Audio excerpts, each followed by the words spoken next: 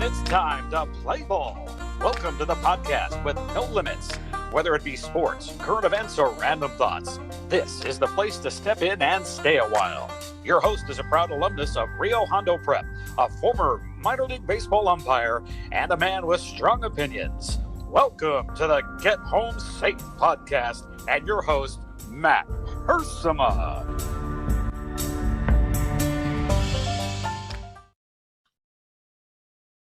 Hey guys, and welcome to another episode of Get Home Safe. It is a Friday edition of the podcast. And once again, I have a wonderful guest for you guys here to take us around third and home safe for the weekend. This person has, well, it's been a long time coming. A lot of people have wanted this guy to come on the program for quite some time. And we're gracious enough to be with him today, for him to join us today, I should say. We're going to be joined by Pete Clark, a fan favorite, I should say, of the podcast. Many listeners here have wanted Pete to come on. And, you know, it was a few months back where Pete had a rather scary moment in his life, scary for all of us, kind of a near-death experience, a very unfortunate heart attack situation. I'll let him tell you about all of it here on the program. But he had a lot of us very scared. And by the grace of God, he has recovered. He told me a few weeks back that he was willing to come on the program, just needed to get the voice back, back in check and such. So he's here today. We're going to chat with him. I know you guys are excited about this. I know I'm excited about this. We're going to talk about a lot of things. Pete's journey through KYL and RHP. That one brief year he coached the Glendora Gators in 1995-96, my fifth grade year. That's when I met Pete for the first time. His coaching alongside Mr. Ken Drain at Rio Hondo Prep for basketball, his playing days, Pete's work in China, educating children about not just English, but about God. So just a lot to get to today. And I've been wanting to say this for a long time, guys, but it is my privilege to bring to you guys today a hopefully fun-filled conversation with Mr. Pete Clark. Okay, this has been a long time in the making. I am finally joined by Peter Clark. He's in his classroom in between grading papers, or maybe someone else is grading his papers for him. I'll let him tell you all about that. Coach Clark, what's going on? What is up, Matty Matt? Unbelievable. Wow, talk about long time in the making. You got that right, man. I think last time I wanted you to come on, that was a few presidential terms ago. COVID didn't exist. I mean, there was all kinds of stuff going on. I wasn't working in this country. It was amazing. Yeah, a lot has happened. Unbelievable is right, Pete. Before we get into anything else, man, a lot of people have requested you to come on, have said, hey, what about Pete Clark? I said, I'd love to make that happen too. I didn't think it would take kind of a life-changing event to kind of expedite this a bit. Everyone wants to know out there who has not seen you or talked to you. How are you feeling? Take us back to your heart attack situation a few months ago. Take us back through all that and kind of give us a rundown to where we're at now, if you would. Yeah, sure. Well, for myself, it was weird because I actually don't remember anything about the heart attack. I remember bits and pieces in the 2 weeks leading up to it. And then I don't remember anything for 11 or 12 days after the heart attack. So literally almost a month was gone in my memory. But I do remember working out a couple days before.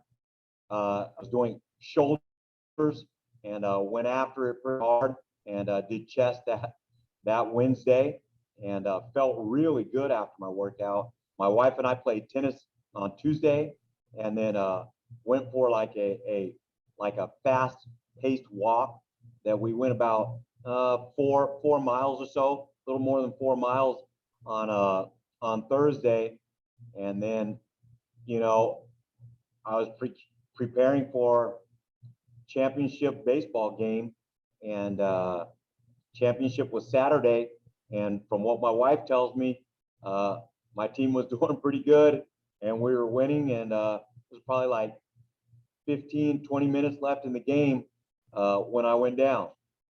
And so the recovery after that, like I said, I woke up in the hospital about 10 days later, and remember much of what had happened to me. And when I woke up, I was looking around going, what in the world? And the thing that woke me up was the nurses come in to draw blood and run. And that's when I kind of like, what the world am I doing in here? What happened? And then I thought that I was in a car accident. And it wasn't until I woke up again on 8 o'clock in the morning, and my doctor or a doctor came to check on me and run a few more tests. And I didn't ask him, but on the equipment that was set up in the room, I was like, oh, this wasn't a car accident. I wonder why I'm here. And then I saw my wife sleeping in the corner, and that's kind of when I realized, oh man, this must have been much more major. And so I just automatically went to heart attack. So just based off the test they were doing to me and things like that.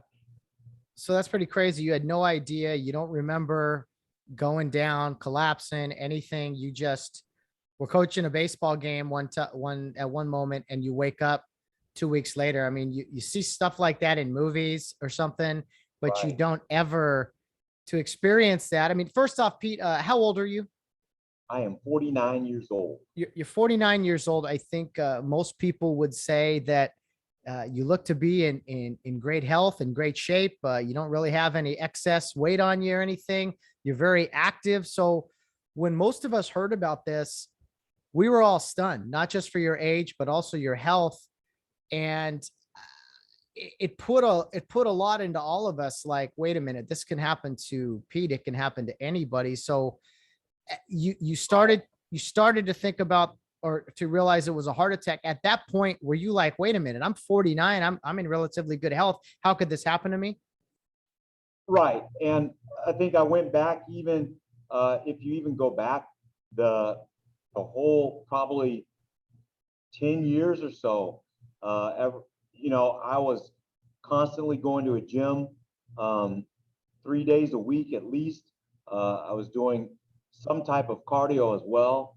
All of last year, I was doing, Sean T's T25, and my wife and I were working out. And so, it wasn't like I was just sitting on the couch doing nothing for a couple years, just eating whatever I wanted. I was really trying to watch my intake, watch all of those things. And then, even leading up to it, I never felt any discomfort whatsoever. There was never any chest pains. There was never anything that went along that way. And all of a sudden that morning during the game, I just didn't feel right. And I had called the umpire over. This was relayed to me by a couple of different people, my wife included, as well as the umpire. Called him over, told him I wasn't feeling good. And he thought that I was talking about what was going on in the game. He's looking at me like, your team's up by like 10 runs. Why don't you feel good? And so I was like, no, it has nothing to do with the game. It's my body. And that's when my wife says shortly after, within the next minute or two, after I talked to the umpire and kind of resumed the game, that I had gone down. So yeah, it was just crazy. Well, not to make light of a situation, Pete, but for those 10 days, 12 days, whatever it was, excuse me for forgetting, but you got to sleep through it. And the rest of us, are here stressing and praying and crying and all kinds of emotions. And then for you to wake up just being like, oh, what happened? Where the rest of us, I know your family was huge. It was there every day. Your brother, Paul Clark, posted stuff on social media every 9 minutes or whatever. I mean, for you to wake up and be like, oh, I'm fine. What's the big deal? The rest of us it was torture. Yeah, it was crazy. And just my wife, I really have to give a shout out to her and just how much of a blessing she really was. I know so many people came to the hospital and so many, people were lifting me up, which was huge because I know for a fact that God answers prayer. And in this case, it was amazing just to see the hundreds and hundreds of people who were in small group or small prayer groups, just lifting their voices up to God and praying for me. One thing about my wife was, she, as you can imagine, seeing your husband go down out on the ball field, uh, what she relayed to me from her point of view, because we had a really deep conversation about this back in July. So 2 months, almost 3 months had gone by when we finally kind of talked about it and kind of decompressed from it. But she told me that day she just couldn't believe it, was basically in a state of shock, as I think all listeners out there can imagine. And then the next day she felt really with peace from God, saying that I'm by your side, uh, I'm here, you don't have any worries because I'm going to see you through this. And after that, she was a trooper, uh, up until the point where a nurse was trying to draw blood, and the needle, she could see the needle moving back and forth in my arm, and that just was too much to handle. And they had to take her down to the emergency room just to let her kind of relax a little bit. They had to wheelchair her down there. But other than that one moment, she was just amazing. And just to be able to have her there, and just have her as my rock, and she was doing stuff that, you know paid nurses have a hard time doing, and it just was just incredible. Absolutely. So when she agreed to marry you not too long ago, she had a long list of things of this nature that she knew she was signing up for, right? Yeah, I don't think it was quite coming this soon for her. Yeah. He was thinking, yeah, man, when this dude's 90, yeah, I'll be doing some of this stuff. But man, had she known it was only going to be 8, 9 months later, I don't know that she would have signed up for that deal. Wow. Not even married a year, and Yeah. she gets thrown into this. So we've all been praying and thinking of you, Pete. But yeah, for Sarah, your wife, um, yeah, a lot of people, we had to be like, hey, let's think of her now because she's doing a lot, and we all prepared for the worst, Pete. It's sad to say, but if you're realistic with everything, you look within, and we've all had experiences with this type of stuff. You do prepare for the worst, pray for the best. And uh, I can honestly say I felt like there was a sense of a miracle you coming out of this, when there was different reports from Paul and other people that certain days it was not looking good. So, I mean, speak to, if you will, just that whole concept of this really Yeah. being a miracle. Matt, I'm glad you bring that up because it's just okay from my point of view and from everyone who witnessed what happened. It just was incredible at the amount of people who were there to lend a hand in whatever way they were able to. Take, for example, uh, the doctor who was the first responder literally came out of the stands to start CPR and first aid on me. And he's a trauma doctor. And about 15 or 18 years ago, I coached his older three sons. And he has children who are in their 20s, like mid 20s, early 20s, who I used to coach back in the day. Never knew he was a doctor because of how humble he was. And he's not one of those kind of guys who walks around, shows up at practice with the stethoscope still around his neck, or wearing scrubs, and he's just real low key about it. And it wasn't until his wife said, you know what, I think you need to go out there and assist, before he even got up to come out on the field. And in talking to him and his wife, they came in to visit me, and they were actually the first people who I could remember visiting me. It was incredible. And just to see him, and, the odds of us playing against his son, his youngest son's team, who was 6 at the time, playing against them in championship. And we're not even at our home park. We're at their park. So we had to travel, which was a better deal for me because we were much closer to a better hospital that was better equipped to take care of me, and much closer to the freeway. Literally, it's right there within 30 seconds of the parking lot to get onto the freeway and to be able to drive to Arcadia Methodist. It just, everything. We could have been out in the upland, or we could have been in Covina. Not saying that their hospitals out there couldn't have handled the situation well, but I think that I was in a position to be taken to Arcadia Methodist. And, there was a couple of nurses who were on the scene as well.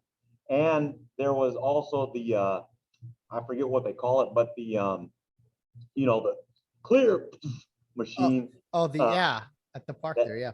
Yeah, it was at the park as well. So, he was there, and he's a trauma doctor. So, that he's got experience in these sorts of situations. And for him to come down, hit that up. And then my cousin, who's a firefighter in Arcadia, he's actually with someone and taking a patient to Arcadia Methodist when he's Arcadia paramedic. So all of a sudden they hear over the radio that they've got somebody else, and when he gets to the hospital, he finds out that it's me. And so, it's during the time of COVID, but because he's a first responder, because he worked for Arcadia PD, he asked his chief if he could stick around and kind of figure out what's going on and be able to get the message downstairs to family and friends. And so that was another miracle in itself, that he happened to be on call, arrived at the hospital almost the same time that I arrived. It was just another miracle that just lined up every step of the way. Yeah, there's definitely a lot of dots that were connected by the man upstairs. And you spoke at the Ken Drain retirement party, and I'd like for you to share the story you told about the doctor who happened to be there. The chance of him even being there, probably started a few years back. I thought that was a really funny story. So please share that with us. Sure. So the doctor who was there, Dr. Castro, his 3 sons I coached in the early 2000s. And so now the oldest one's 25, I believe. Next one's 23. And then the next one is 21. Well, on my summer vacation in 2018, I believe it was, I'd come back to California from China to visit family and friends. And we go in after church one day. We're at the In-N-Out near Citrus College and Azusa Pacific. And we're in there, and the Castro family comes rolling in. And so I see this little Castro. He's like 4 years old, 3 years old. And I'm just looking at him, and he's almost a spitting image of the oldest one who I used to coach. And so I'm just looking at him going, what, waiting for them to introduce, hey, our oldest child has a son, and here he is. And nobody's introducing him. And so I'm kind of like perplexed. So I go and I'm like, so who is this? And so they introduce him, and they're like, oh, he's ours as well. And I'm like, wait, what? And she's like, well, that was my husband's expression when I told him I was pregnant. Same expression was what? So she was 46 when they conceived and 47 when she gave birth to him. And, they call it their anniversary baby. And I call it the miracle baby, because this kid was born at the right time to get Mr. Castro in the stands for when I went down. That's how I see it, It's a circle. Yes, absolutely. A big time man. an anniversary for the family in their mid to late 40s there. So moral of the story is no matter how long you've been married, folks, let's enjoy those anniversaries. You never know. Absolutely. You never know what may lead to. That's all I'm saying. It was incredible. A Just miracle, baby. incredible. So yeah, I was thankful. I'm sure they were shocked in that moment. I was just as shocked standing there in and out, wondering what in the world, how in the world, and the three older boys they're like adults and driving and everything, and then they've got this little pipsqueak who comes bopping through. So it's pretty amazing. Well, Pete, I mean, I look at you now. I saw you a few weeks back at the Drain retirement party, and I can't wrap my head around the fact that you had this massive heart attack a few weeks ago. You're in great spirits. You're joking. You're open to talk about this thing. I mean, what is it that is giving you this peace, really, where you're just, I don't know, you're like your old self again? Yeah, for me, mainly I look at it as a second chance. Uh, you know, and to be able to live every day with that ability that it was almost gone.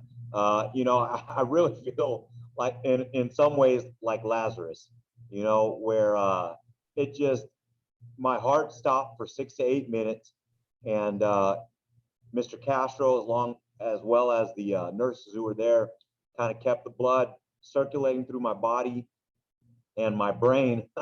Still yet to be diagnosed, but feels like all my faculties are there. So it's just incredible, and just to be able to wake up with my wife every day and just uh, grind one more day out, and just not take anything as like a given, you know, and just I thought that I had lived a charmed life.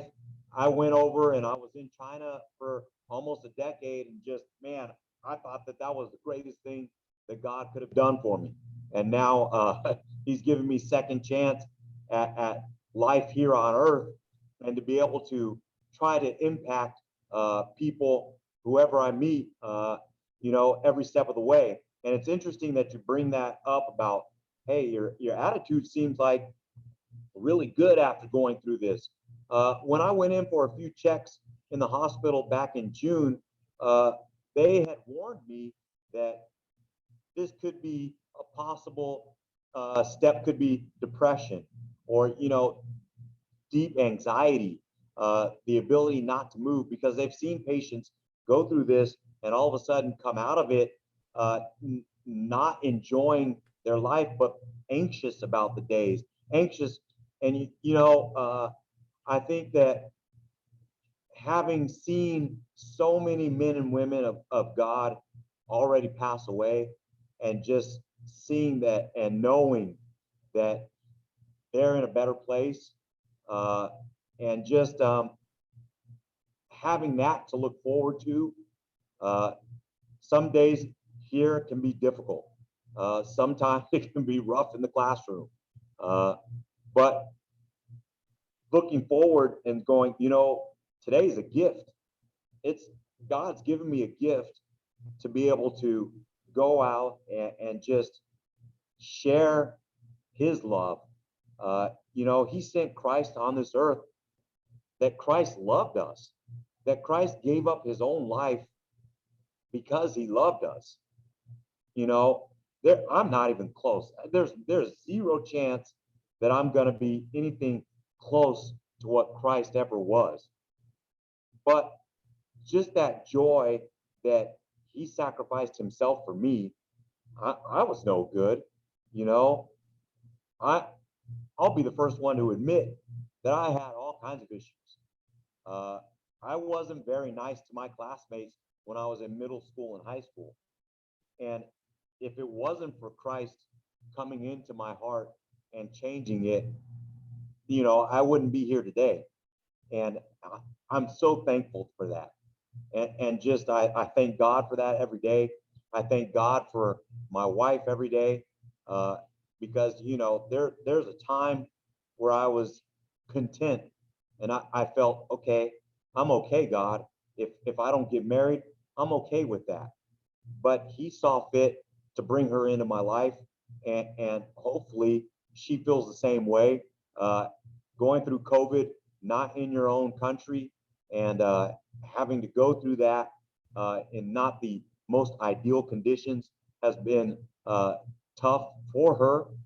But I've seen her just be an amazing person throughout this whole situation. And it's just been amazing for me to be able to watch that. And it a huge encouragement, as well as a huge thing to be able to stand on when you're feeling weak, when you've had a tough day at work, or when you've had a tough 10 minutes where your heart stops beating. You just come up from it much more blessed and much more thankful. Well, all that's happened is, we bottled up the worst rest of your life into these first 8 months so that the rest is smooth sailing for Sarah. That's the way I look at it. She'll be she'll be fine the rest of the way after putting up with these last 8 months or so. Absolutely. Well, Pete, you talked about a little bit of your life's journey, and let's talk about that. Let's go into it and veer off any exit you want here. But tell us about, most people know you who are listening here, but not everybody does. Tell me about where you were born and raised, and how you stumbled upon Kare Youth League, that place in Arcadia, California. Sure. My dad's from Ohio and my mom's from Oklahoma. So, there's no way that we should have ended up here in California. But my dad was stationed in the Air Force and spent some time in Europe, and then came back stateside and was stationed at Tinker Air Force Base in Oklahoma. And my mom happened to be working at that Air Force Base as a civilian. And so they met there and got married in Oklahoma, and actually spent, I believe it's the first year of marriage in Oklahoma before coming out here. My mom had been out here, I believe, at least one time, if not several times. And my dad's family had moved out here for a time period and then gone back to Oklahoma. So he'd spent a lot of time out in California. As a matter of fact, grew up right in the Pasadena area. And so they got married, and after a year being in Oklahoma, they decided to come west and enjoy just the beautiful sunshine and outstanding weather that we have here, and start a family here. And so they raised my brother and sister right there in Pasadena. But my dad, I've got to give him a lot of credit, because his insight as to what was happening in the particular area of Pasadena where they were living at the time got him to want to move the family to someplace different. And each time it was crazy, but each time the real estate agents kept taking him and my mom to go see houses that weren't necessarily bad neighborhoods at the time. But when my dad looked at them, he saw, I see something happening here in this part of town that I really don't want to bring my family up in this section. So eventually they changed real estate agents 4 or 5 times before they found a real estate agent who was willing to share with them different areas to live. And finally they settled right there in the foothills of Duarte. And it happened to be an all-white neighborhood when they moved in. And they shared a story with me when they moved in, because they moved into that neighborhood before I was born, and shared with me that there was a neighbor up the street. You have to imagine this is the 1960s. So, not everybody kind of had the thinking today that's going on, where, hey, judge a person by their character, not by how they look. And so, my parents moved in, and my brother and sister, and that there was a guy who tried to get petition to go around the neighborhood to have us not be allowed to move in there.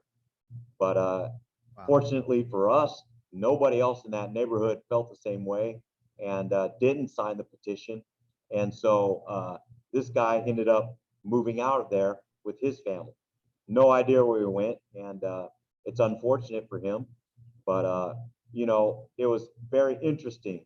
About 3 or 4 years later, maybe even more, another family moved in, and they just shared this story with me about 10 or 12 years ago, and they had been our neighbors for a good 25 years. And when she shared this story with me, and she said that when her and her husband moved in, um, they're a white family, and their real estate agent said, "Hey, you want to see the black family that lives on the street?" And so they're like, "No, we could care less who lives on the street. We love the house. This neighborhood seems great."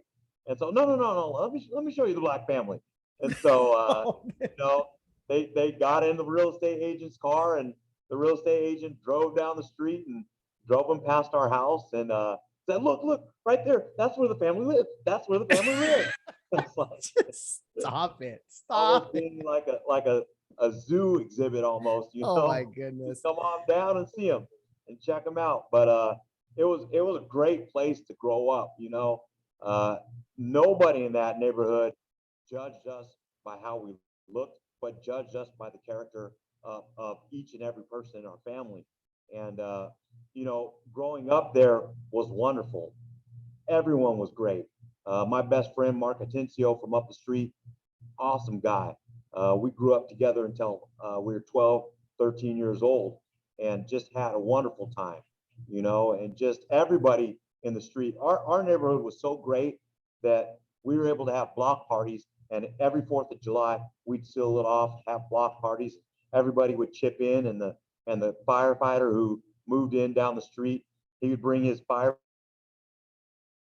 stuff down and unhook the fire hydrant and bring out the hose and just spray it down. It was just an awesome experience growing up there. So small town feel here in Los Angeles, and just a great upbringing. And then my brother and sister joined Kare Youth League when they were in elementary school, I believe. And I was 2 or 3 years old, so I had no idea what was going on, but just loved the fact that they were playing ball. Hold on. Okay, we're trying to polish up some of the technical issues here. We got the fans and air conditioners off, the microphones in the right spot. We'll see if any of this improves. We don't miss out on any of this good stuff. Yeah, Pete Clark. Yeah, there he is. Okay, so your brother or sister, they joined Kare Youth League. They love playing ball, and they're both a little older than you, right? Yeah, so I'm 5 years younger than my brother and 7 years younger than my sister. So I was a bit of an accident baby myself, or anniversary baby. There we go. So, hoorah. Hoorah. So yeah, or at least that's what they kept telling me growing up. It's like, man, you're an accident. You're not even supposed to be here. So yeah, accident, mistake. No. Blessing. That's a better. Yeah. Let's put it the right way. So Pete, so you remember your siblings playing in Kare, and was that something as a younger brother you're like, I want to do that too, or did you kind of get dragged along? No, absolutely. As soon as I saw my brother and sister out there playing, I was like, man, when can I be a part of this? And as you know, or like most listeners may not know, Duarte and Monrovia used to belong to what was called the Atlantic Pirates. And so we had a great area. And so that bus would come by to pick them up or drop them off, and kids would get off that bus wearing their uniform, and it'd be that royal blue and gold and white. And it was just always, man, I can't wait to be a pirate. And that pirate decal on the side of my brother's football helmet was just amazing to me. And I was always fired up to be it. And so I still remember my mom was able to get me in at 4 years old because the regular age to join was kindergarten, 5 years old. And myself and one of my best friends growing up, Rocky Winrick, we came in early, man. We came in at 4 years old, gung ho and ready to rock and roll. So it was pretty awesome to join then, and absolutely loved it. Mr. Bill Orsburn was my first coach in Kare, and man, if ever somebody was able to imprint something on me, it was him. It was, you've got to be mentally tough. You've got to withstand the pressure and go out there and perform and just give it your all and do your best. And I loved him because he showed love to me in a way that I don't think my dad could at the time. My dad would go out and play ball with us, but not the same way Mr. Orsburn would play ball, you know? And my dad wasn't really big on challenging me while playing sports. In the classroom, he would challenge me. But Mr. Orsburn could challenge me playing ball. And, you know, he and my dad kind of raised me the same way, where once Mr. Orsburn would get after me, I just felt like it was similar to what my dad would get after me, same way. And it was easy to respond to that, you know? So it was great having him as my first coach, as my first leader. See, Rod Bazuzzi had some similar things to say about Mr. Orsburn, but except he said one of the big things Mr. Orsburn did for him was he spanked him for the first time, and Rod had never experienced that. He went to his grandma and mom for sympathy, and they're like, "Well, you probably deserved it." So yeah, Mr. Orsburn, just a disciplinarian you guys from Duarte needed. Oh, absolutely. Because you know us guys from Duarte, we were pretty crazy. Bazuzzi was a lot of fun to talk to, man. We talked like 2 hours, and he was great, man. Talking about growing up in Duarte and playing for Mr. Orsburn and Kare, and he's like, he needed Kare so much, and what a guy, what a guy. You been in touch with Rod much? Yes, absolutely. You know, on the Duarte bus, you know, we get together and just have a great time. The white ghetto child, as we refer to him as in the streets of Duarte. Talk about growing up on opposite ends. It was like, whoever said there's white privilege has never really met most of the white guys who grew up in Duarte.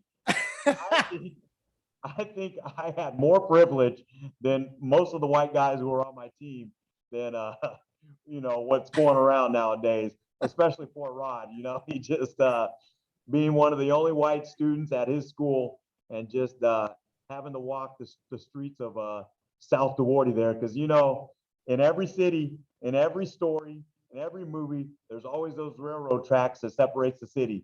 And poor Rod lived below the tracks, and I was above the tracks. And so our upbringing was slightly different, except for maybe in the disciplinary action of it, because you know, we're still dealing with a black family, and we had both my parents, their roots are in the South, so both ancestors come from the South, and so you know, they're not afraid to lay a hand on you, and usually on the backside. So I don't know if Bill Orsburn grew up in the dirty South or not, but he came with that same mentality.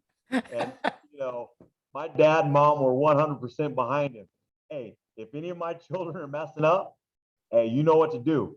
And he was never abusive and never anything like that. But hey, he had to get the attention. And you know, so oftentimes when you're dealing with children who don't have a male role model at home, it can be tougher in dealing with that child, especially nowadays as a teacher. It's pretty crazy. But, you know, back then, spanking was still allowed, you know, and my principal at my first public school, he was being grandfathered in because they had stopped spanking in the public schools unless you were a principal or administrator who had come in at a certain time. And so the principal at my first public school, Principal Asper, I still remember him in kindergarten. He pulled a kid out of class and right out in front of the classroom, gave him a spanking, and he pulled me out of class because I was hanging around with that same kid. But he pulls me out, and I'm just looking at him, and he could see the fear in my eyes. And all he had to do was just shake his finger at me and give me that talk. And I was like, model student after that, man. No problems whatsoever. So it was just a different era. And, nowadays you can't lay your hand on a kid, but, it's pretty crazy. Absolutely. Well, Pete, I think most kids remember their days in KYL quite vividly. Just you talked about those Atlantic Pirate teams wearing that logo and those colors, and we'll get into that a little later. I have some thoughts, but let's talk about Rio Hondo Prep. I tell people I went there. I'm very proud of the fact that we went there. The football program has done great and kind of given the school some great exposure, but Yes. what was it like for you? You went to Rio Hondo Prep in elementary school, didn't you? Yeah. So I started my first grade year about midway through my first grade year. My mom comes in and says, "Hey, we're thinking about sending you to Rio Hondo." And I was like, "Whoa." So I went for a visit. I was nervous, obviously, but I kind of knew Rick Johnson a little bit because my sister took piano lessons from his mom. And so when I got there, I knew a couple of the Atlanta kids just from riding the bus with them every once in a while. And I just felt free, if that makes any sense. Some of the listeners might be going, "What free? What freedom? What are you crazy?" But I felt free to be the person who I felt like I was. I could I could run. I could learn the thing that was my most amazing experiences for myself was just how much I was able to learn. And probably if you talk to my brother, it he kind of goes along the same line where I felt like every day I was learning something new. And it wasn't necessarily something out of a book. It could be something practical, something where we're out on the field, something breaks, and we're taught how to fix it. Or one of our field trips is real hands-on. At my public school, I wasn't getting that. My kindergarten teacher, she was fantastic, Mrs. Graham. Uh, she was a wonderful kindergarten teacher, but I just felt like my learning was able to be excelled at a faster pace and just a different level as soon as I appeared on campus at Rio Hondo. And whether it was learning in a team environment or learning in the classroom, I just felt really good about what we were able to do there. And the science camps were just amazing. The summer trips were amazing. Just being able to share in the experience of going out on the ball field and trying to teach somebody else skills that I had learned and get those across to someone else. And even Dave Reed, we had Mr. Dave Reed as our PE teacher. I believe it was in fifth grade and or sixth grade, one of those two. And just to have him out there where he kind of made us start to feel like we were taking on a manly role in the fact that every day for PE, we'd see the older kids go out and play games. They divide up and play teams. He made us run. We're running laps. I'm like, we'd actually run around the field where these guys are playing and have time and just be like, "Oh my goodness, I can't believe those guys get to play. This is so stupid. I hate PEA. I hate Mr. Reed and da da da." 6 ways a Sunday. We're doing fireman's carry, and I've got to take like Todd Carson, throw him over my shoulders, and walk this dude 10 yards, 20 yards, however long Coach Reed wanted us to carry this guy for. And I'm having to learn how to do this at an early age. And for anybody who hasn't met me before or didn't know me when I was in elementary school, I was about, when I was 8, I probably weighed 55 pounds. When I was 12, I looked like I was 6. it was just one of those kind of things where, and you know, guys in my class, they're shaving in 7th and 8th grade, or they're starting to grow hair in 7th and 8th grade. And I don't even know what hair is. It's just like, you got to be kidding me. That stuff comes out of there? What? And, I'm, I'm like, there's no way. And, I'm just looking at it, just going, I'm never going to be able to reach the same level as these guys just because they're so much bigger than I am. Yeah. But it just, those things, going through those things, I absolutely loved. And just growing up there, we had a fort that was built behind the elementary school. And we used to climb the outside of that bad boy 6 ways a Sunday. And they had no fencing whatsoever around the outside. And so you had to learn how to climb and how to athletically move and the balance and everything from that. Because if you didn't, you were going down 10 feet and it was going to hurt, And so it's just one of those things. And we're playing tag out there and we're jumping from that thing onto the bridge that was connected to this fort and just having a great time and doing it. Man, Absolutely loved it.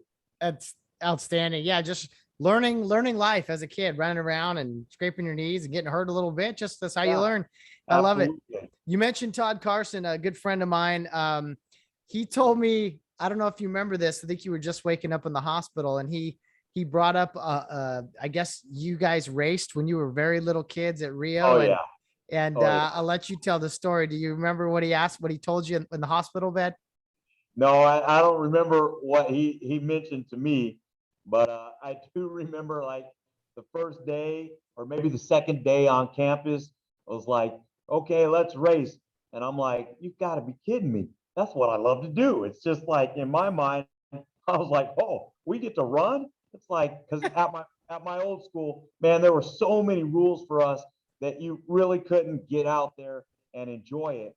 And out there on the field, it was just, I felt, like I said, that sense of freedom. And he's like, ready, set, and the gun was off. And I was just like, felt like Forrest Gump running, And it just, one of those things where I look back at the end of the race, I'm like, what's going on? Where is everybody? Yeah.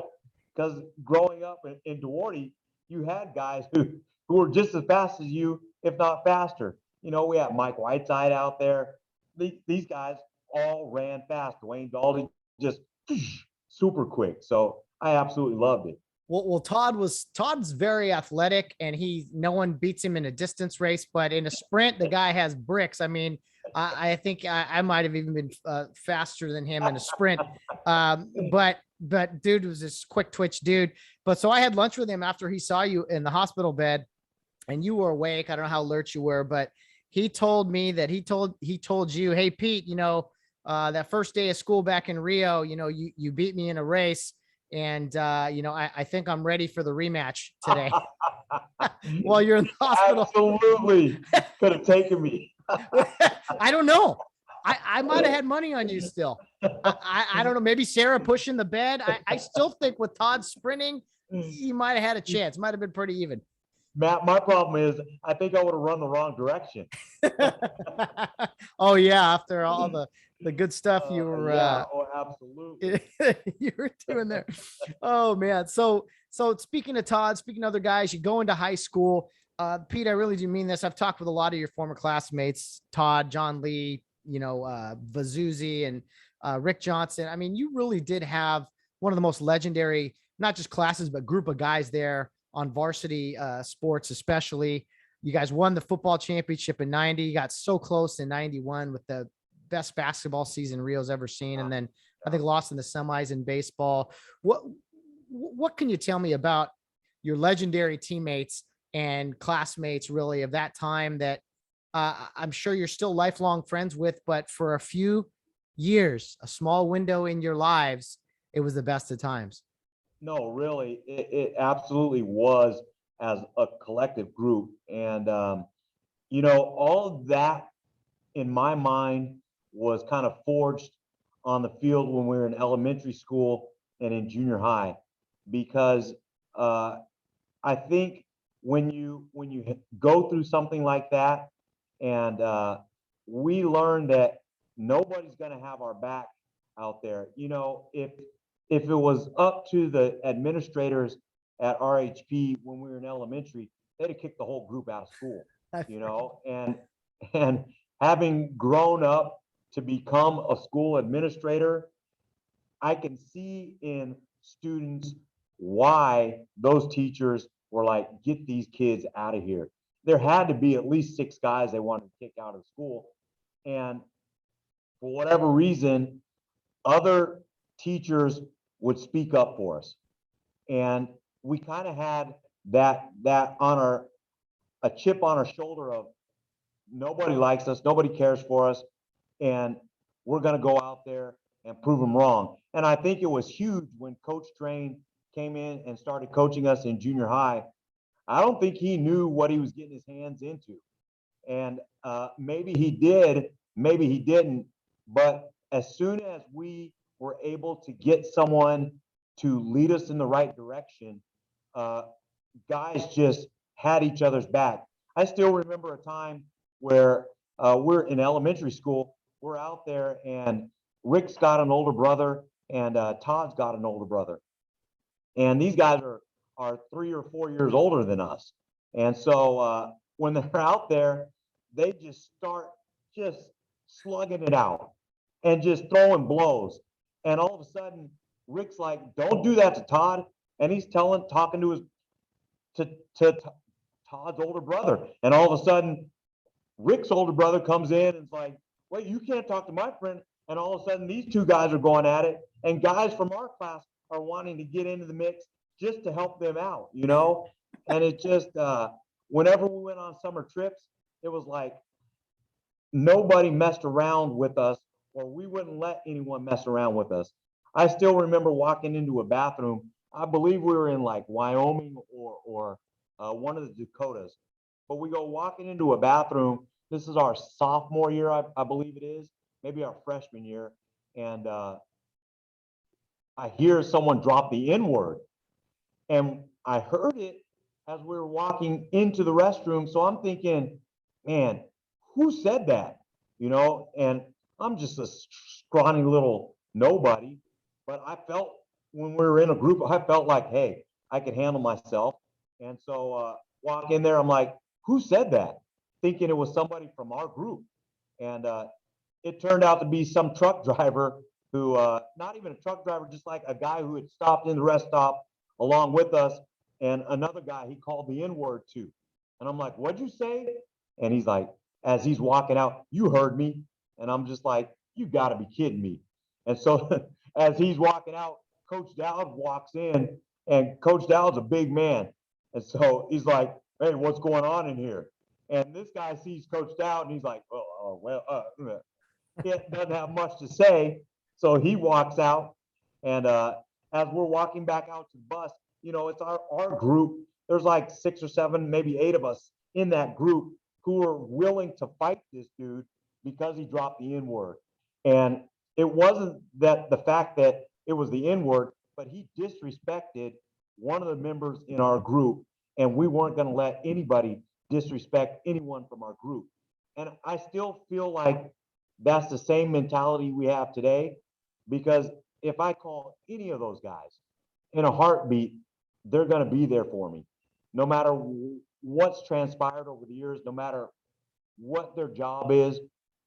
I feel like, and you can talk to almost to a man, that each and every one of them at the drop of a hat would be there for the other guy, no matter what. You know, right now we have some guys in our class who are going through a lot, as far as not necessarily mentally, but more so physically, where their body is just breaking down. And so, you know, I feel like it's our responsibility to make sure those guys are well taken care of. You know, and so there's 3 or 4 who are going through some major medical issues right now, and it just feels like, hey, we've got to be there to help them out, and really try to stay in touch with them. It's not like they're local. It's too bad that they're not in the San Gabriel Valley anymore. a couple who have moved further away from the LA area. But I know for a fact that a couple of guys have gone up to visit several of them. And at Mr. Drain's retirement party, we were able to get together and hear more about what's going on with a couple of them. So it's been huge. And I really feel like in that, no matter what path, those guys are still my brothers. And we'll still go to fight for them no matter what. You know, it's so powerful, and I feel bad for people that don't play sports. They never get that camaraderie. They may have classmates or friends, but there's nothing quite like teammates. And you know, to your point, I can't set a screen for someone anymore, or lay a block, or you know, run a play with them anymore. But there's so much more than that. You want to be there for your teammates in a way that you did for a short window at a time there. So yeah, athletics really does brings guys together. And Yes. you know, I've had the opportunity, like I said, to talk to some of your teammates. Dave Joe was so much fun to talk to. Yeah. He talked about the Clark family, and just he hated basketball, but he know you guys loved it, and so wanted to be the best effort he could. And if you would, Pete, first of all, a couple things. How small were you when you played varsity football, and then that basketball team? I mean, what are your comments on that team that had such a good run? Well, we started playing basketball. We'll start with basketball first, because that will kind of help explain how small I am or was. So going into junior high, again, Coach Strain comes in and he coaches us, and he wants to challenge us, because I think in his mind, he sees there's potential there, but we're not reaching that potential. And he sees that we don't understand that we have potential. And so he schedules these inner city schools, and has us play them. And I still remember going into those gyms. One is Hostler Junior High. As a team driving down there for the game, much different than Arcadia, California. You know, the makeup of the city, what's going on during the late 80s, and you know, that the whole South Central, you know, everything is kind of any picture in your mind of inner city. That's where we drove to get to Hostler, or at least in my, you know, 7th grade, 8th grade mind, that's what it felt like. I had relatives who lived in South Central, so I'd been there before, and they weren't exactly in South Central, but we had to drive a ways into the hood to get there. And I still remember walking across this park to get to the gym where we were playing them at, and just feeling like, okay, if something goes off here, I got my teammates back. Now you have to remember, I'm about 4'6", maybe 72 pounds, and so, you know, we get out there, and I think just being in that whole atmosphere of having to play against a tougher competition, and having to really dig down deep and rely on your teammates, because I wasn't very big. And we played against another school that had Johnny McWilliams. For those of you who don't know Johnny McWilliams, this is a guy who played at USC. He was 6'4" in 8th grade. Probably 6'4", in my mind, 215. But as an 8th grader, he probably wasn't 215. He was probably more like a $185. But for me, coming in, I was only 76, 78 pounds, and I was 4'9" at my end of my 8th grade year.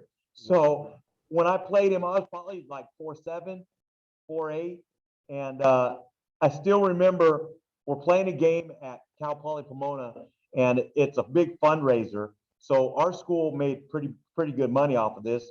The Raiders football team was playing against a fire department team. I believe they were from Pomona, and so they're playing them. Howie Long and the boys are out there playing against them out on the Cal Poly's court. We're like the pregame entertainment, so we're out there playing Johnny McWilliams and his teammates, and this guy comes down the lane on a breakaway. I'm standing right around the dotted line, and I just kind of slide right out of the way as his size 14 foot or whatever it was coming at my head. And I still remember Coach Drain calling a timeout, and he's just laying into me. What is wrong with you? Why'd you move out of the way? Take the charge. And in my mind, I'm just going, did you see how big that guy's foot was? It's bigger than my head and my chest. I'm like, he would have just flattened me. And, it just was one of those things. But growing up that small, you learn to do things a little differently. So when you do reach into high school, you finally get there. They told me when I was a freshman, you only weigh 88 pounds. So you literally can play junior high football again if you want. And so I was like, no, I want to be with my teammates. They got me extra small football pants for our team and specially ordered from by Coach Johnson so that I'd have a pair. And they were so big that my knee pads went below my knees and were a little bit hanging down on my shins. So I was really tiny. And I just kind of relished it. I couldn't believe Coach Lunny started me at safety, and I'm back there. And I still remember my first tackle in high school. We're playing Faith Baptist out at Faith Baptist, and they've got their quarterback who's on JVs. He's also playing on the varsity team. So he goes about 6', 6'1", buck 85, and they run this play, and the corner gets faked out. All the linebackers go with the fake, and this guy is just one-on-one with me coming down the field. He outweighs me by at least 75 pounds. He's a good foot taller than me. And I'm like, okay, what do I do? What do I do? Dive at his legs. So I'm literally diving at his ankles. And this guy could have easily stepped over me, but instead tried to lower his shoulder and run me over. And so I was able to grab onto his foot and drag him down. My first high school tackle, so just an unbelievable experience. You gotta love it.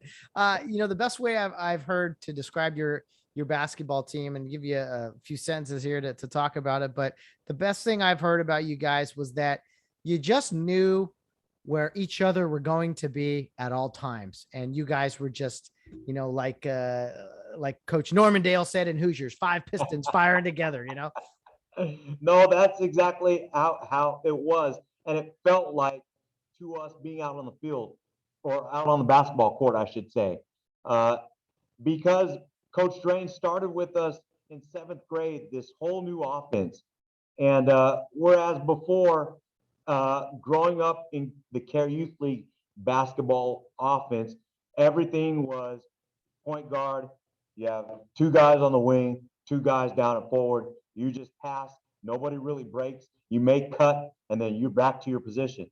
Coach Drain brought in this whole offense where it was predicated on movement, and you never stopped moving. So as soon as the point guard made an entry pass into the high post, up to the wing, he was breaking. And that was something relatively new to all of us.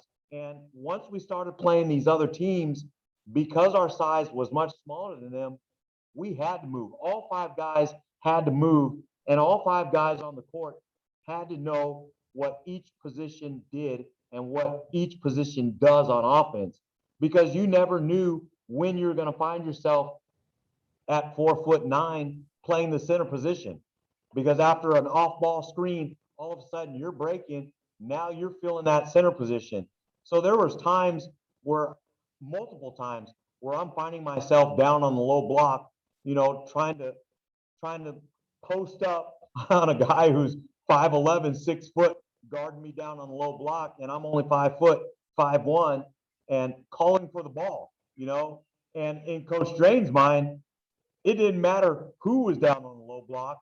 If he had position, you feed him the ball, and he knows what to do and go to work on that guy who's trying to guard him. Yeah. So I felt very blessed at an early age to learn all these post-up moves, post-up positions, because especially having a point guard like Rick Johnson, who ran the team in junior high, we learned early, you never take your eyes off the ball and just break somewhere, because he saw you, he was going to throw that ball to you.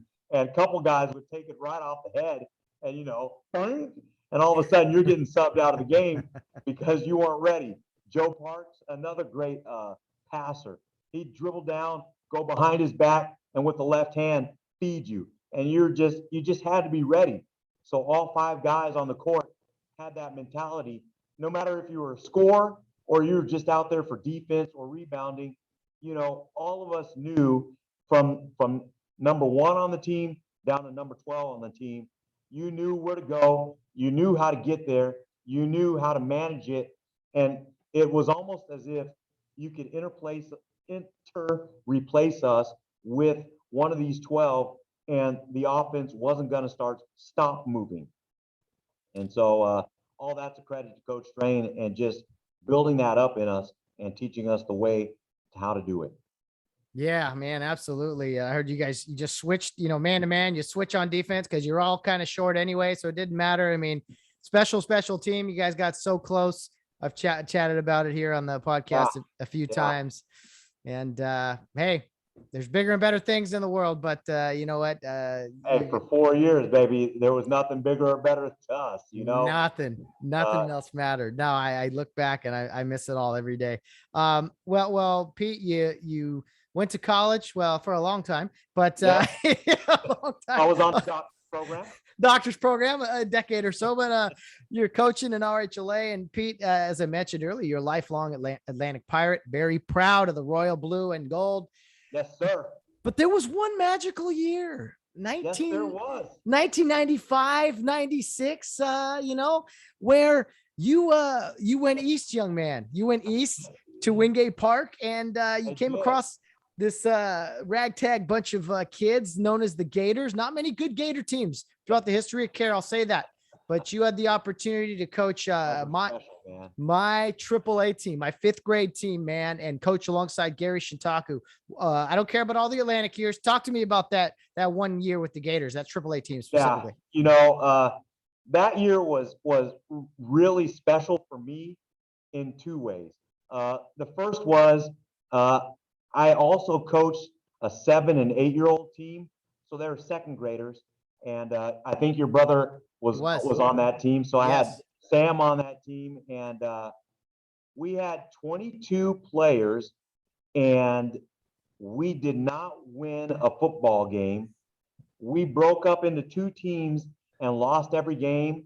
Basketball season, we broke up into 3 teams and lost every game. Baseball season, that's where we found our magic. We won 2 or 3 games, and a couple guys started to hit, your brother included. And, it was fun for me because coming from Atlantic, I had multiple winners every year. And even with a bad Atlantic team, we were always battling to get into championship. But your brother's team, Sam and the boys, taught me a whole nother experience where losing, I had to figure out a way to get a hold of those players. And to be honest, it was something, I really believe that God said, I'm putting you here to teach you. And luckily, I also worked with the AAA team. Otherwise, I don't know what would have happened to me that year had I not worked with the 10-year-old, because, coaching those younger guys would have drove me into an early retirement for sure. But getting up to be with those 10-year-olds, 11-year-olds, and watching how Gary created a practice plan, watching how Gary was so detailed, and then seeing that if you don't let your imagination stall or become stagnant, you can really create something great for your teams, no matter how bad they are, no matter how good they are. Because even with your brother's team, by the time we got to soccer, we were playing for championship when we got to soccer. You know, it helped to have Joey Allred on that team. Yeah. You know, you know, hey, you play the players who are given to you. You know, That's right. and some of them happen to be special athletes. But you know, Gary taught me a few things, and he also taught me in dealing with that test them. Don't be afraid to make your players think. Don't be afraid to make your players handle more complex things. It all depends on the way you're going to teach it to them.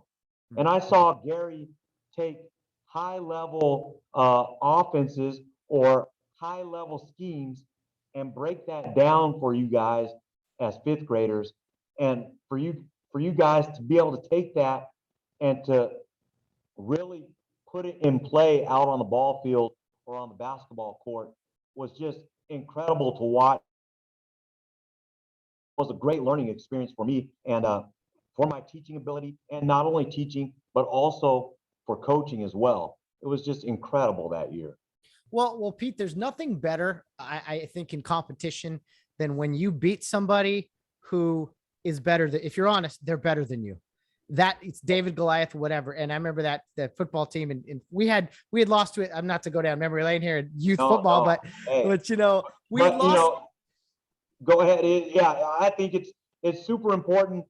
Not necessarily the win, but how you got to that win. The preparation. You can do this. You can do this if you just unite. You do everything right, and you work hard. And we had lost to Atlantic the previous 2 years in football. It was the big rivalry, and then we get to this our last year of Gator football, and we got this Atlantic Pirate assistant coach with us now. We can't possibly lose. And we did it. We beat those guys, and they were way more talented than us. You know, Justin Pipulaka, Eddie Gilmore, Adam Gabriel, Robert Tate. I mean, I could go on and on. Go down the list of that team, and just like, man, they were incredible. I actually coached that team when I was younger.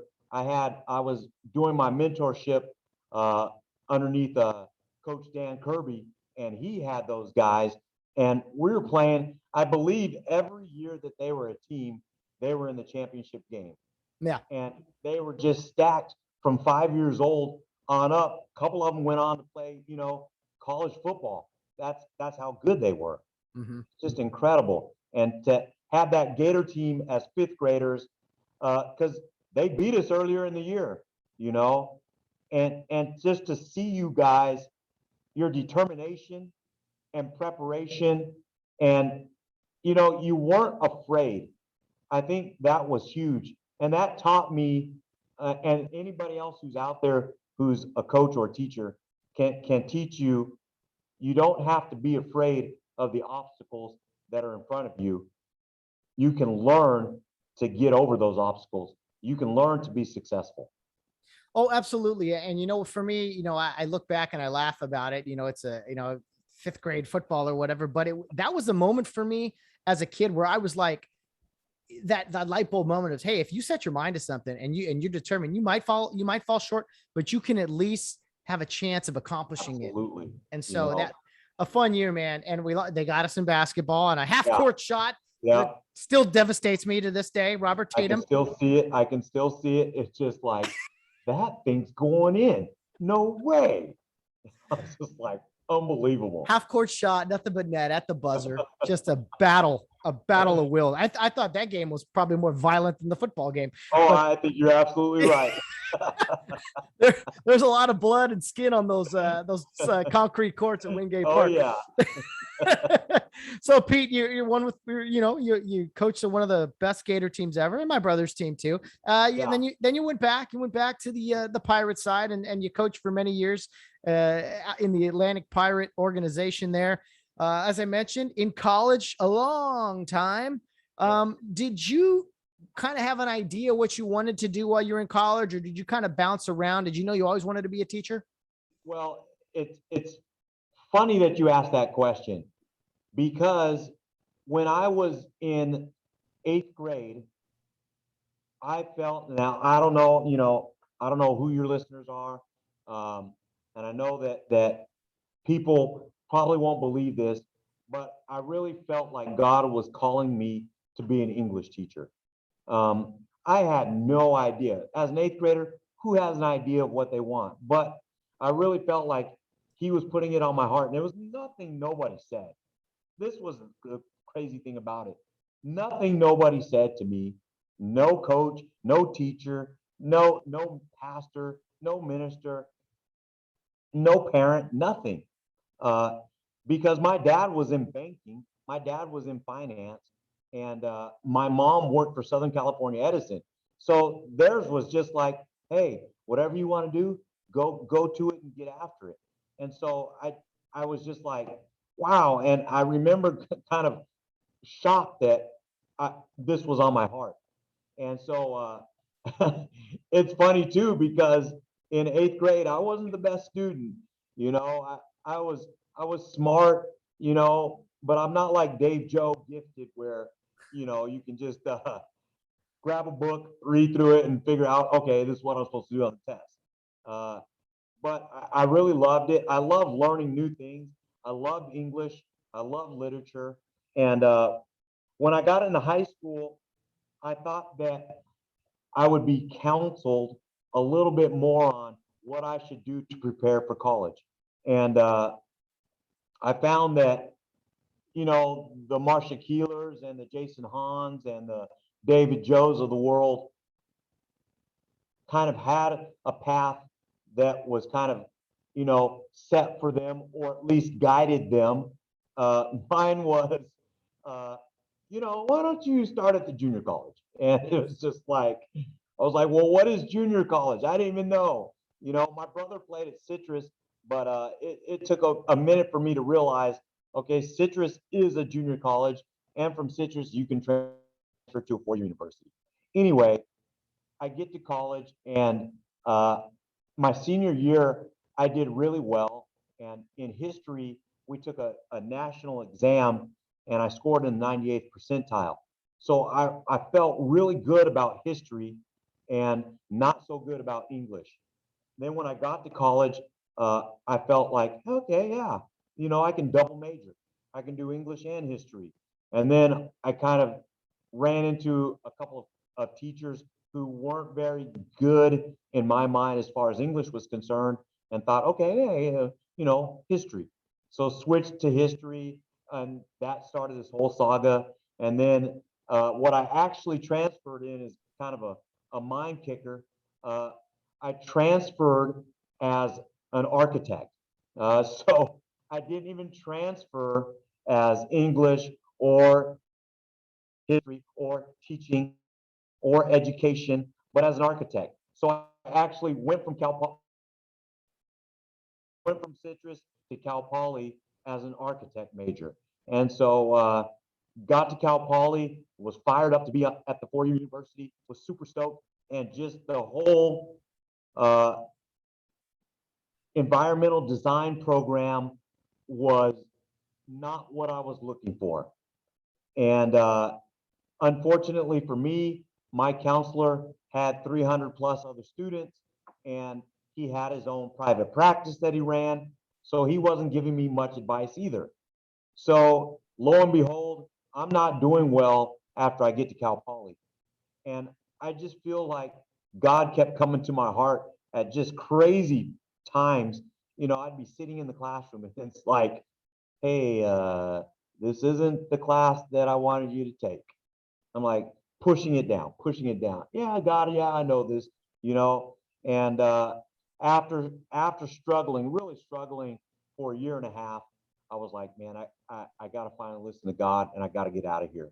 So I walked over to the English and Foreign Languages department at Cal Poly Pomona, and mind you, hadn't seen a counselor. The head of the environmental design, you'd have to sign up at least a semester in advance just to get into her office to speak to her.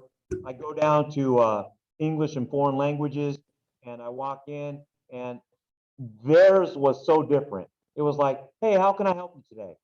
What do you need help with? It's like, oh yeah, you want to see the head of the Foreign Languages department? Sure. I'll set up an appointment. Let me hold on, wait. You may not need an appointment. Let me call down there and she's available. So the secretary calls. She says, oh, yeah, send him in. I walked down there, and Dr. Fukuloro was really a godsend. She welcomed me in with open arms and just took a look at my school transcripts from Citrus all the way through Cal Poly and was like, ah, you know what? Here's what I can do for you. Da, da, da, da. And she's all, what you need to do is go back to environmental design, have that switched over, make sure that they sign it so that they'll allow you to switch over, and bingo, you'll be here in English. And from that point on, it was just like night and day. Classes were amazing. The teachers were amazing. The faculty was just incredible to me. And it ended up changing my whole path because through Dr. Fukuloro and Dr. Karen Russakoff, they brought me on to teach in China for the summer. And so between my junior and senior year, I went to China to go teach, and that's when God, spoke to me again. And I know a lot of listeners out there, God can't speak to you, dude. It was literally like somebody standing behind me and just saying, the harvest is plenty, but the workers are few. And that just changed everything. So you're in schooling for a long time. You finally find out what you want to do, what you're called to do. You get involved in that, and you end up getting called to China. So did you have any idea what you were getting into? What was that entire experience like when you went there? Did you feel like you'd be there only a few months? I mean, how did everything, I don't know, transpire there? Oh man, that's a great question. So my first trip was in 2001, and just through Cal Poly, we got a grant from the state of California to go and do research in how to teach English to learners of a second language or foreign language.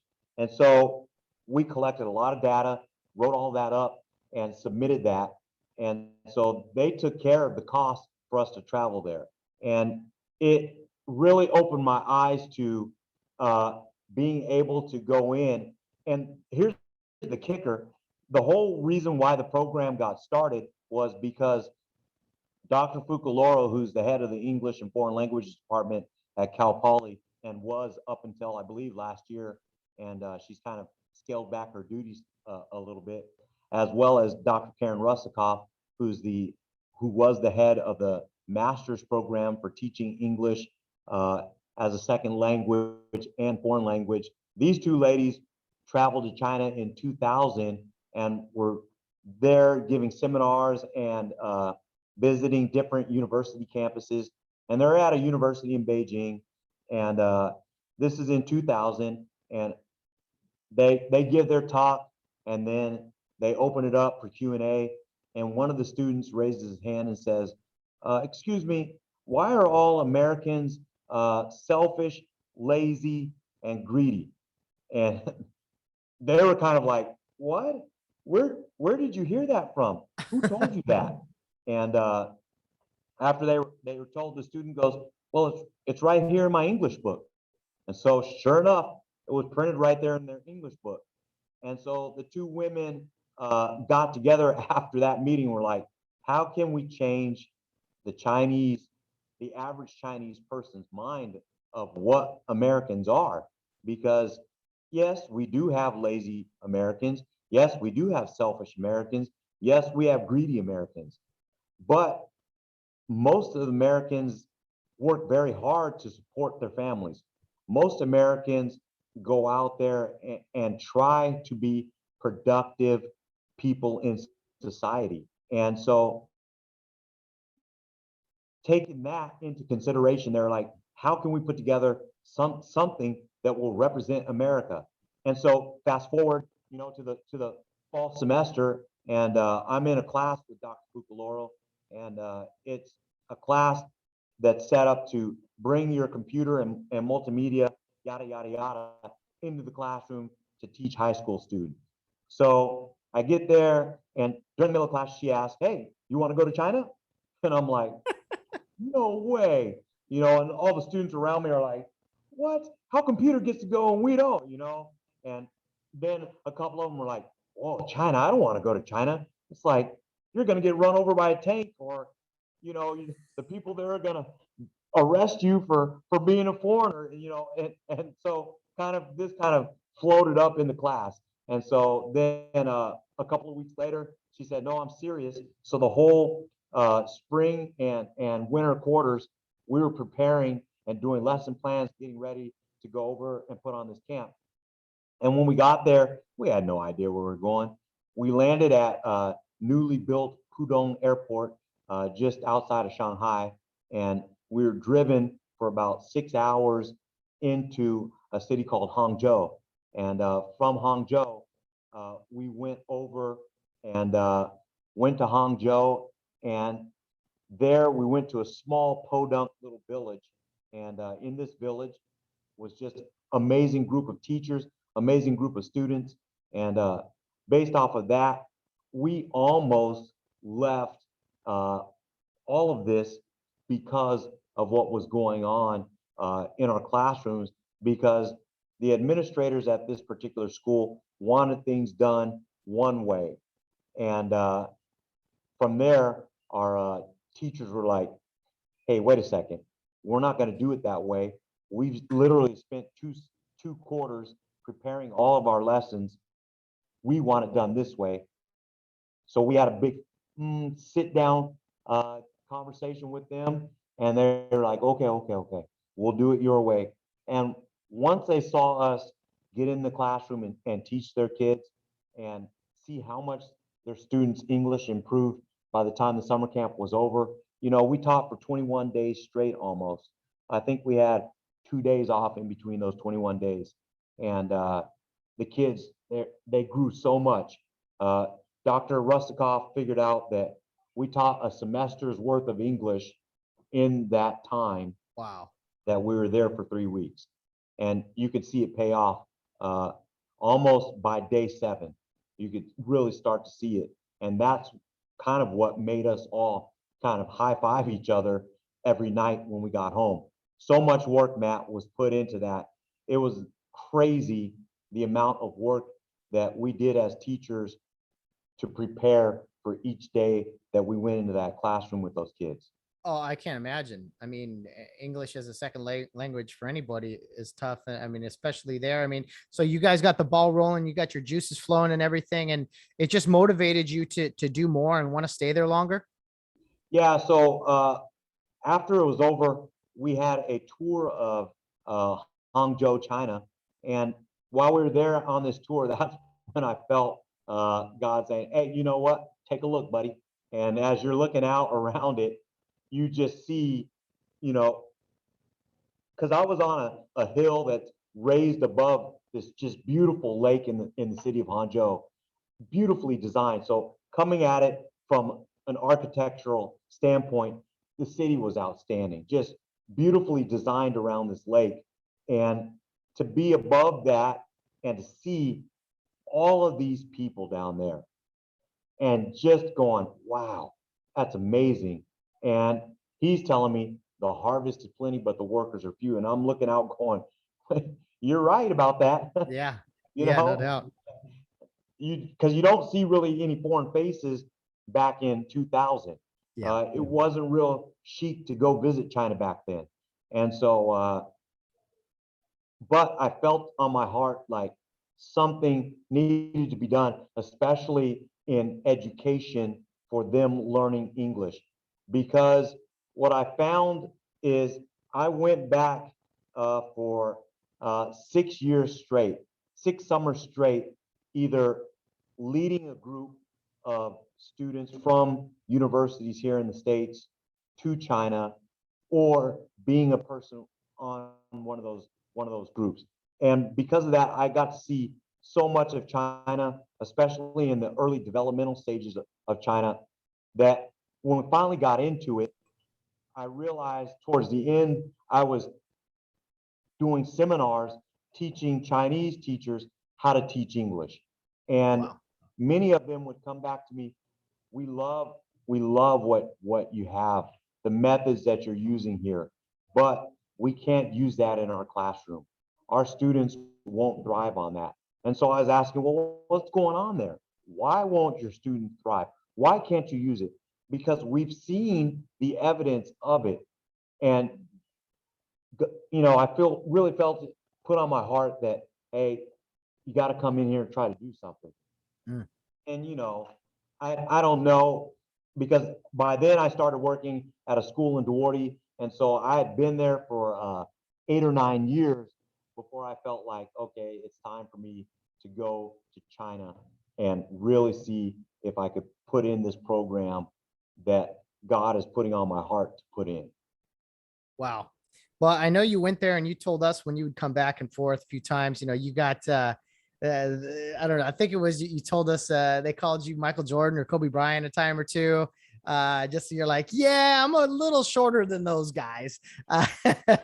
But Yeah, it's crazy because they're watching basketball games, but when you look at a basketball court, everybody's the same height. yeah, So for them, watching it on TV only, and then realizing that, Kobe Bryant's 6'5", 6'6", Jordan 6'5", 6'6", and I'm barely 5'8", 5'9" on a good day, and then, yeah, we're really not that close. Yeah, I've got a little bit of basketball skill, but it's nothing like these guys have.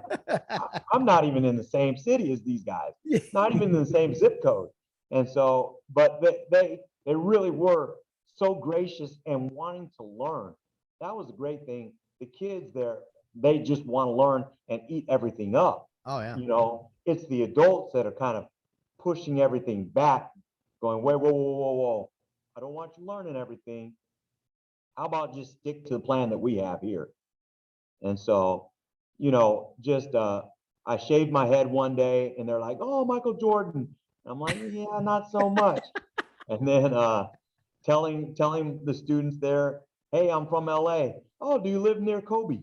I'm like, yeah, we're kind of not in the same neighborhood. I can drive to his neighborhood, but I don't think the gate guards are going to let me in. It's sure. just like, so it was really an eye-opening experience for me, seeing them and understanding that. Yeah. It was No, cool. I mean, knowledge is power for sure. And just to be able to educate them on just a lot of different things, as you've mentioned. Yeah. Pete, I got to ask, and I'll let you answer however you want. I'm not even sure how I want to ask the question, but having lived in China for quite some time, China is, it's a little crazy right now. And I don't even know how I want to ask this, but did you get a sense while you were there that, oh, this is a completely different part of the world, and maybe the freedoms and such that we just take for granted here, a lot of people don't have the opportunity to even appreciate? I mean, what can you speak of kind of your overall, maybe your experience there wasn't that bad, or maybe it was, I don't know, but what can you tell me about just what we as Americans need to know about China and kind of the lifestyle there? Yeah, that's a great question. Especially in the beginning when, I'd show up 2000, 2001, 2002, it was very regimented. Now, the first year that I went there were actual soldiers in the airport carrying, Russian made rifles. So that was something that was, just kind of like bizarre for me. Um, and the people there, if you talk to the people, they're just like the people in the States. They're just like the peoples in Europe, the people in Europe. They're just like the Australians in the fact that they want the best possible life for themselves. They're going to pursue it, and they want to make sure they take care of their families, make sure they take care of their children, and show them the love by taking care of them. You know, I think every person in China has that same goal, has that same mentality. How they get about doing that is obviously a little different than here in the States. Um, I love the people of China. Uh, I found it every day a chance to not only show Christ, but the love of Christ, but also to show them someone from America who goes to their country with love in their heart and not all of these preconceived notions or ideas that have been media driven, or some guys trying to sell a book, or somebody wants to do that, you know, because having, you probably know this, having traveled to Europe and just seeing the ugly American, and there's a reason why people of the world think that, Mm. because we here tend to be more privileged, um, tend to be, there's slanging around, white privilege now. And I'm just like, dude, you know, every person in America has some sort of privilege or not, whether you're white, black, Hispanic, Asian, we're all privileged here. Mm. Because when I was there, there's things you can't say. My first couple of years, we'd have the police come to our hotel and ask us why we were there. You know, especially if you got away from the big cities, you're getting into some of these smaller places, and the police want to know, okay, what are you doing here? You're a foreigner. What are you doing in this area? And, as the leader of the teaching group, you have to be straightforward with them. We're running an English program here. Uh, One poor lady, we had to stop our English program because the local guys were giving her such a hard time. And she had opened up her own business, and she was doing it well. And this is, in 2006, 2005. And she's working hard, and she's just trying to have that entrepreneurial spirit that we here in the States take for granted. She has taken that upon herself to provide for her and give her daughter a better chance, a better future. And these officers come by, and in their defense, they don't know who we are, and the proper paperwork wasn't given to them, letting them know who we were and why we were there. And so they've got to make sure that they're keeping everyone safe, let alone you got a bunch of foreigners who just showed up. Here in America, we never think twice about it. But over there, when you're dealing with, 1.4, million, billion people, uh, you've got to make sure that society is maintained, because you can't let it go off the rails. If you let it go off the rails, it's game over for you. Hmm. If you let, here in the States, the police, local leaders, they let everyone go out and protest. They let people shut down the middle of the street. But we also saw out of those protests, there was looting. And the people who had those stores, or who managed those stores, or who worked at those stores, had nothing to do with what was going on, but people still went after those stores and rioted, looted, used used justice as a name for them to be able to go out and do wrong. And if that happens in China, China loses control of the whole city, the whole country.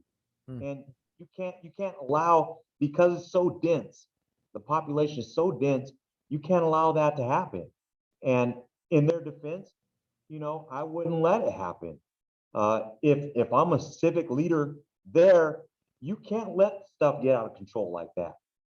Now, I thought that they did some things that were good, while I've been living there. They let people protest, and those people went out in the streets, protested.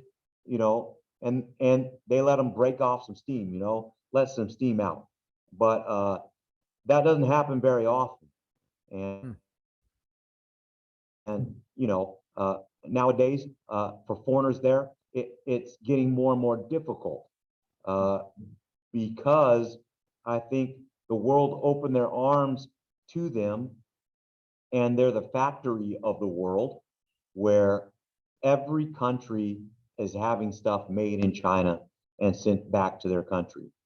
And it's similar, not to go back in history, but it's similar to the King of England and what he did with the colonies set up here in the New World.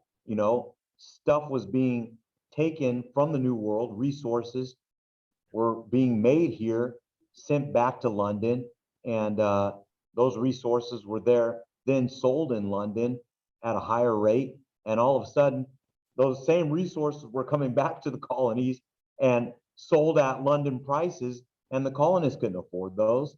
And they're just going, wait, I think I built this, And so the colonies were London's factory or England's factory around the world. And so, there comes a time where the people who are creating those are going to stop creating it, or there's going to be some type of problem. History has a weird way of repeating itself sometimes and just going around and round in circles. And as a former history major, I know you know all too well about all that. Pete, as we kind of wrap it up here, I kind of want to end with something pretty positive, because you've mentioned her already, but I don't know how many people know the story necessarily of you meeting Sarah. You guys have been married 8 months now. You've said some incredible words about her and her being a godsend and being there for you in a very difficult time. But what can you tell me about where you met the future Mrs. Sarah Clark? Yeah, it was in one of the cities that I worked at in China, and we were actually set up on a blind date. And I'm pretty sure most of your listeners don't know what the app is that's called WeChat, but we were set up through WeChat, and it's like if you were to take TikTok and take Facebook and take one of those paying type of apps and roll it all into one app. That's what WeChat is. And the person who created WeChat is phenomenal app. Anyway, a friend of mine who was doing like-minded work in China, he's the one who set us up, and he introduced us into a room, and he worked at an international school. And so I just assumed the person was American. And because when we were set up in the chat, the profile picture was a cartoon. So I couldn't even see what the person looked like. And we just spoke all in English. And, him working there in China, and a lot of his colleagues came from the States or from Europe. And so they all could speak Chinese or type Chinese. So seeing them type back in Chinese, just I was like, oh yeah, that's normal.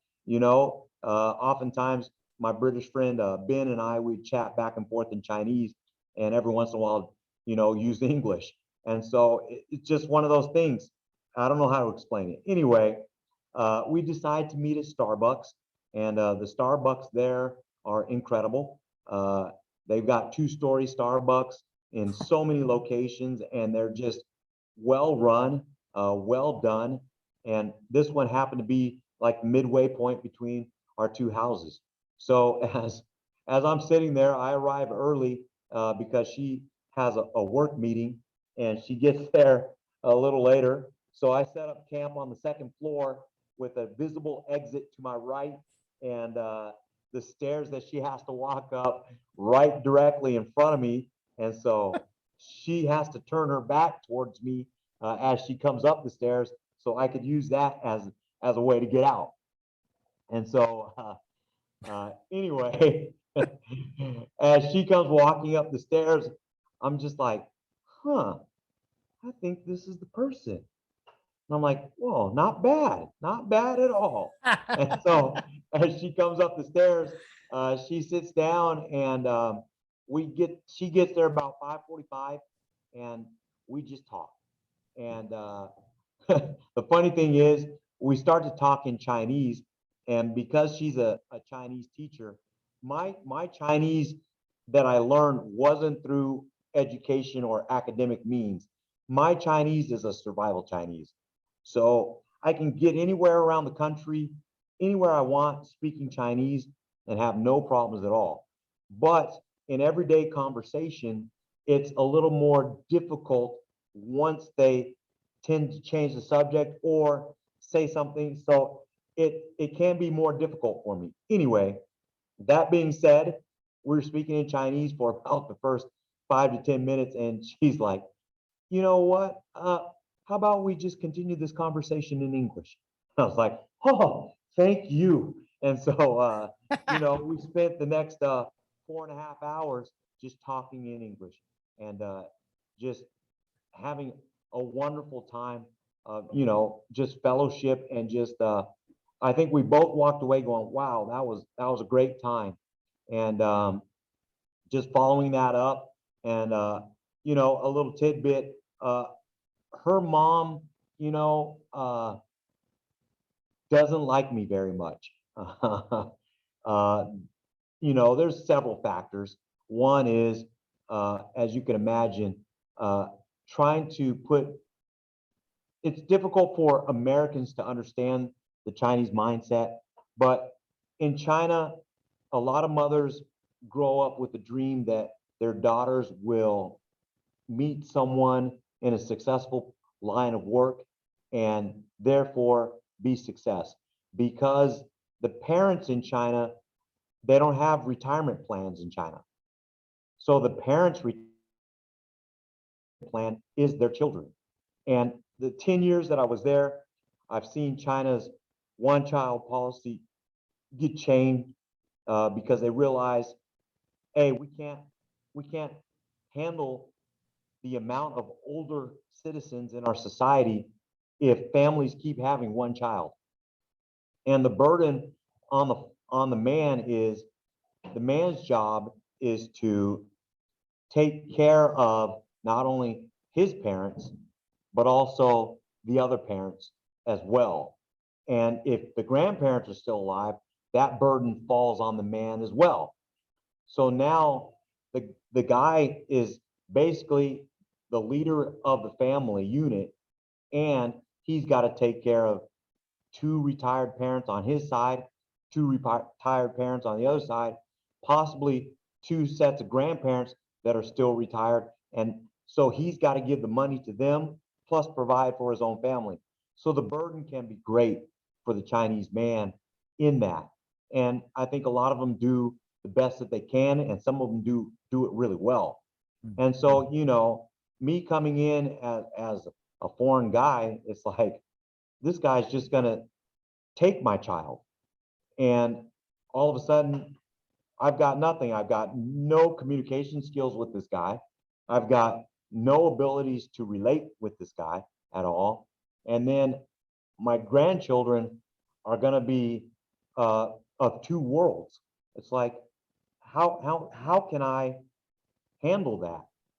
And her her brother was just amazing in the fact that he he couldn't make it to the wedding because oh yeah, Matt, we got married in August of 2020. So we've been married a year now. We just had our anniversary, and so in when we had the wedding in 2020, he couldn't fly out and be a part of it. But another one of God's great blessings was one of her best friends from China, who worked at the same school she did, met online a Chinese expat who was seeking asylum here in the States and lived 15 minutes away from us. So it's just amazing. And so she considers her best friend like her sister. And so they were able to be a part of our wedding group. and be a part of that wedding mix. And, you know, those days where you miss home, because even for me living in China, there was days where I would miss America, miss home. And it usually always came up when baseball season started because I would stream games online and just see the beautiful grass there. But because China's so dense, there's not very much grass, playable grass to be on there Mm. in the heart of the city. You know, in my apartment complex, there was probably 10,000 people that lived in my apartment complex alone. And so, you know, we had 52 units that went up to the 32nd floor on every unit and just apartments on every floor except for the ground level. And so just imagine how many people that is that you're seeing on a day-to-day basis.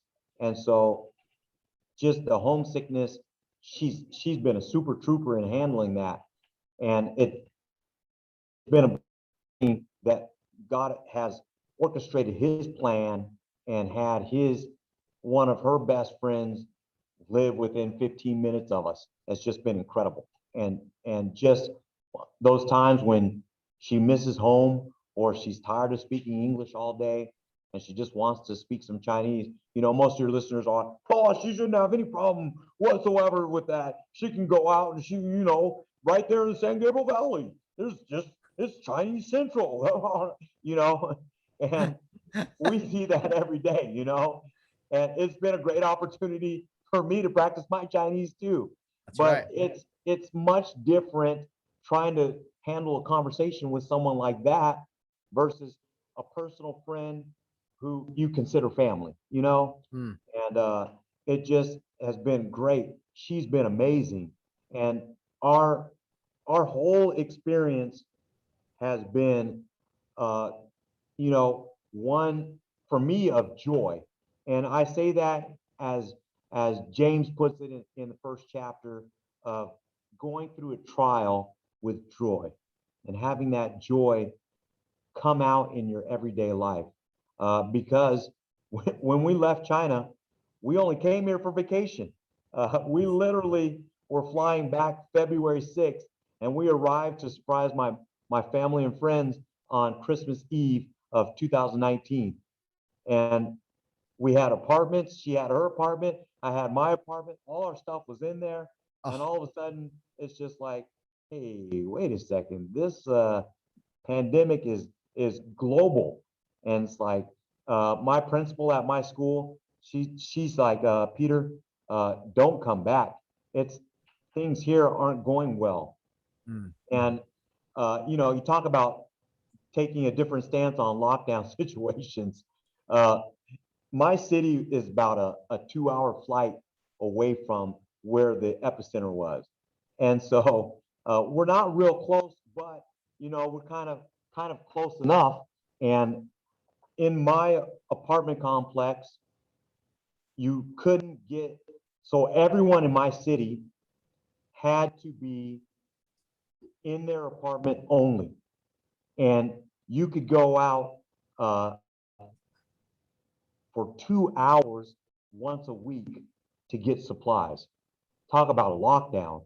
Wow. So everything was just shut down. And because of the app and technology nowadays, if you wanted to go somewhere, you on the app had to like register, and they had levels: green, yellow, orange. So people are going around green level, yellow level, orange level, red level. If you were red, you were done for. You had a mandatory quarantine where you're at. So just everything that we've been through together as a couple has only made us stronger. And you know, like you said, we've probably lived a good 10 years in the 1 year of marriage that we've been married for. And Yeah. so it's just been great. And really, the icing on top of the cake was uh, going across. We had a 27-day road trip that we took across America back to the state of Michigan. And we were in Michigan for a couple weeks, and she got to meet some people she calls her Michigan family. The parents call her their daughter, and she was in a wedding that their youngest daughter had. So that was just a phenomenal experience for us to be able to go and see America and see just how beautiful America is, and just experience the different cultural aspects as to each state that you drive through. And so we visited 10 states in all. And the whole way there, or I would say from Oklahoma City to Michigan, we were able to visit friends and family. And then on the way back, we visited old RHP members from Ann Umemura, who's now a doctor at the University of Michigan and doing well. And I was able to visit a couple friends of mine on the way back who were working, to Dave Hong and his family in the St. Louis area, and Esther Hong, and just visit them. And, you know, they gave us encouragement. We were able to give them encouragement. And some friends, dear friends of mine from China, who I was able to visit in Indiana, you know, Michigan as well, down through Texas, St. Louis, the Baumgartners, Mr. and Mrs. Baumgartner. They hosted us for an evening and let us stay at their house in Missouri. And it was just an amazing 27 days for us, and just a true blessing that each person had on us as we traveled across the states. It's like a Mr. Johnson's 6-week summer trip, you know? Yeah. Yeah, exactly. Give her the full experience. Well, Pete, in all seriousness, we're glad you're back, because, you know, who knows how things would have gone had everything happened while you're in China. And, you know, you guys seem to be living the good life now, traveling, you're teaching, you got her grading papers for you. I mean, what else can you ask of this woman, man? I mean, come on now. Right? I still find it hard to believe that you were in the condition you were a few short months ago. It's just crazy sitting here talking with you. I could talk with you another 2 hours, but Yeah. we got to get moving. I don't want somebody falling asleep driving while they're listening to it. So, you know.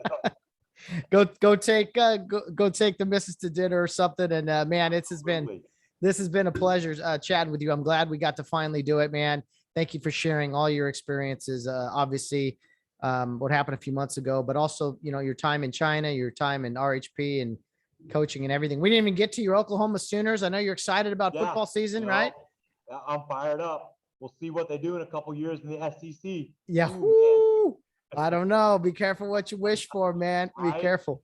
But and Pete, for me and my brother, thank you for the memories. Thanks for, you know, all the lessons you bestowed upon us at a young age. And just, there's so many kids out there who owe so much to you. And it was so good seeing you a few weeks ago at Mr. Drain's party. Yeah, Matt, definitely. And just looking forward to any time in the future. I'm sorry it took so long to make this happen, but I'm happy that we were able to do it. Absolutely, man. Well, take care, Pete. Give my best to Sarah, and we'll talk to you or see you soon. Yeah, absolutely. Take care, brother. You too. Well, I say it often, but, you know, at the end of these episodes, I am just incredibly blessed. And that was absolutely an honor to do with my good friend, Pete. Haven't chatted with him in a long time, but it's so good to hear he's doing so well after a scary situation a few months ago. I hope you guys found that as entertaining as I did, and can't wait to see Pete soon, and maybe share a meal or something and chat with his wonderful wife, Sarah. That would be a lot of fun. So we covered a lot today. It's a long episode. Thanks for bearing with us. I will step aside for a few days and be back with you guys Monday as we have another Real Hondo Prep Football recap show, as well as a preview show of the upcoming opponents. So thank you, Pete Clark, for doing this. It's been a long time in the making, but we got it done. That was one of my favorite episodes we've done here. So guys, you have a wonderful weekend. And as always, no matter what you're doing, whether you're out on the town or around in third base, get home safe.